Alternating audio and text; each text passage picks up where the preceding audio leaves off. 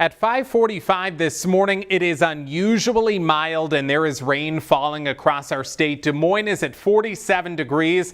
Yeah, it's mid-January, nearly 50 in southern Iowa, and there are some 30s and 40s to the north. Here's the radar right now. It's been a very active start to the day with light to moderate rainfall across the metro area. There is still some heavier rain to our north. That stretches all the way from Algona down through Humboldt into Clarion and down through Webster City and over towards Eldora. There is also some lighter rain in southwestern Iowa that is stretching from Harlan to Guthrie Center to Winterset down through Osceola and Sheraton. That will continue to lift north. So a few more hours on rain in central Iowa before we dry out later today. There also have been a few claps of thunder and flashes of lightning. Here's the setup right now. Big swirl here. That's our area of low pressure. We're going to get into what we call the dry slot later this morning, which means much of the day will be dry in central Iowa. So we will keep an eye on rain this morning.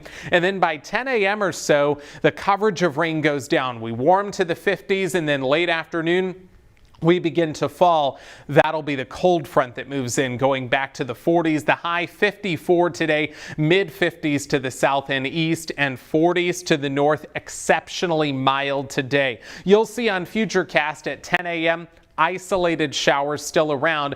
We actually could get a few peaks of sun by lunchtime, and then late this afternoon, a few more thunderstorms could form in northeast Iowa. The risk for severe weather there, believe it or not, is very low, but it's not out of the question. We will watch those storms. Later tonight, a brief mix in northern Iowa with a tiny bit of light snow. Tomorrow should be a dry day, cloudy early, then a little sun later in the day.